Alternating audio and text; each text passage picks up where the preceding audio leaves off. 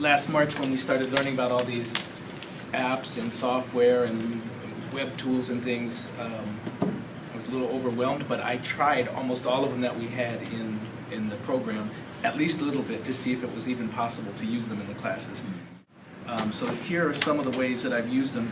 Of all of those things we've talked about, and I tested everything for myself, and I'm sure I left things by the side that I could go back and revisit, but these are the things that kind of surfaced at the top and have been integrated into the one or both of those courses. Namely the use of the clickers, some iPad apps, and I'll show you which ones I've found to be useful for me. A program called Hot Potatoes that you might have heard of. It's a very old program, and old in technology is pretty impressive to me, why people would continue using something that's more than 10 years old. It was written by language instructors or with a lot of input from language instructors, so that's why language teachers like it. All over the world it's popular. And it's free. Web Sequitur is related actually to that, but it is a paid program that makes an HTML file of a reading text that students can manipulate. And then Quizlet is on the web. I use that for vocabulary. I've scanned text pages from the textbooks. We have these questions. These are not easy for intermediate students. We're talking about Aristotle and what Aristotle would think about these things. The topics go from science to sociology, and they run the range of a college curriculum. And so students are picking up huge amounts of academic vocabulary. And I prefer, I was talking with Laura about this, I prefer the Turing Technologies Anywhere, where you just plop one of these up, and it doesn't matter what you're projecting here. So you can have a picture of a rock, if you're a geologist, and still have a question, the polling software on top of that picture. So what I prefer is that with these, we'll go through the answers. The students and I will go through the answers, and then I project the correct answer there. It's actually very important for ESL students. You would not believe the number of students who will think the answer is one thing, and when you look in their book, they've marked something wrong.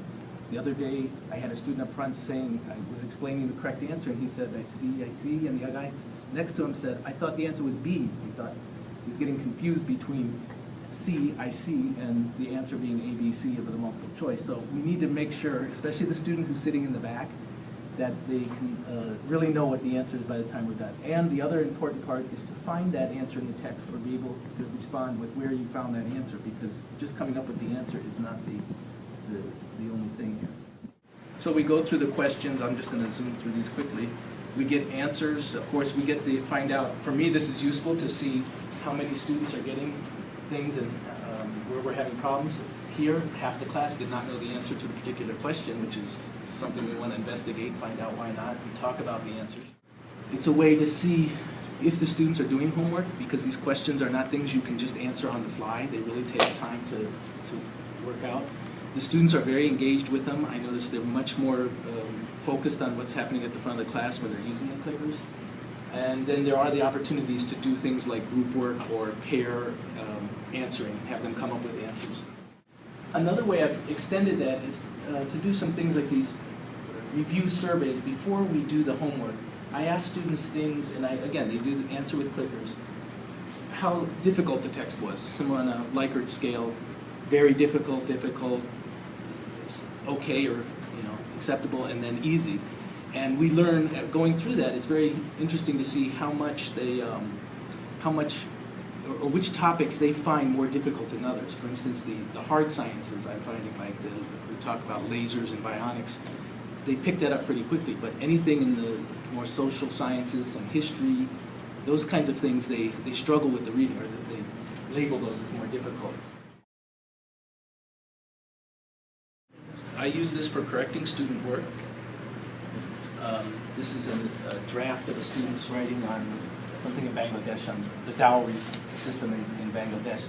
So what I really liked about it was the ability to use the stylus as a traditional marker.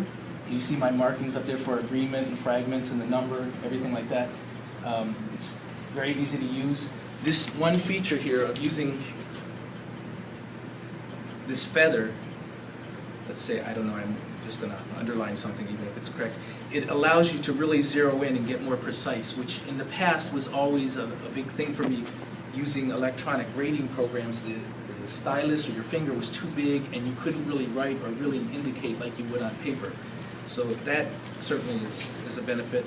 And then, of course, you can give type text for the global things that you're addressing about whether they've addressed the thesis statement or things like that. Here's another example of one that I've done, a summary of a intermediate student. And this can then be just sent via email from within here. I don't have to send it to Dropbox or anything. And my PGCC email comes up and her account comes up, her PGCC account comes up. So that's nice. For classroom management, I've been using this program called Schwartz. So the first day of class, during their icebreakers, I took pictures of the students. I, of course, said if you don't want your picture taken, you don't have to have it taken. Some students didn't care. Others said, could we take it Wednesday? I'm going to get my hair done tomorrow. And I was like, well, we can do that. I don't use this for attendance. What I found that this doesn't work for me to mark off attendance for students. I'm using the iPad for something else and going back and forth between the two. It just interrupts the flow of the class. Well, first of all, for learning students' names at the beginning of the year, it's such a big help because if you have 80, 90 students and before class, if you can just kind of do a quick overview in your office, it really does make that happen more quickly. The other thing I like are you can call on students randomly. So if I wanted to just call on a student, make sure I'm getting all the students. Narcisse would be next, and then after Narcisse, we're going to call on Isidore, and I can see that all the students in the class are getting called on. That, and then finally, when it comes time for tests, sometimes I don't want two particular students sitting next to each other, and I can make up my own chart here of who should be sitting next to whom. A suite of applications that can allow you to do things like multiple choice, fill in the blank. You can make a closed test. Closed is a paragraph where some of the words have been deleted and students need to fill in. So typical language learning activity. I'm not teaching a grammar class, but there's also an ability to, and this is not really available anywhere else, you write the sentence and you're able to, or you type in the sentence and you make it such that the student has to identify the error by clicking on it, and then a blank appears and they fill in the correction. You can do that in things like Adobe Captivate for a lot more money and a lot longer learning curve, but this you can do within 10 minutes after picking up the program. So Quizlet is the program that's online for making flashcards. And so I've made up about 30 or 40 of these for different lessons between each of the two courses. So here they have a list. This is the intermediate list. They have the words here. You learn them just as you would a traditional vocabulary thing. I'm sorry. You can look at the card and flip it over. Very important is the spelling feature. Anyway, they hear the word and then fill it in, which no other program does. And then there is a small test on it, and then different games like the scatter game and a race game.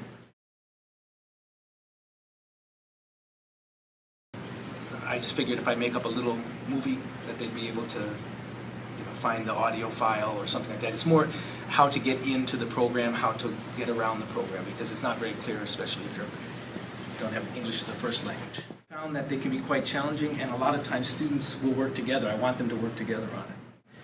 However, I've noticed that even if students get 95 or 85 or something, they want to do it again.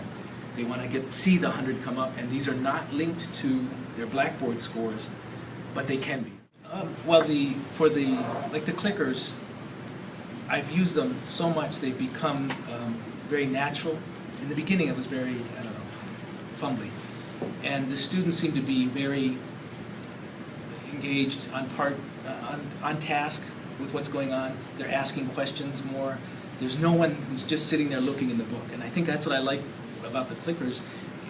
People are always looking for answers here when we're going through textbook answers. And that kind of brings everybody on, really on the same page, literally on the same page.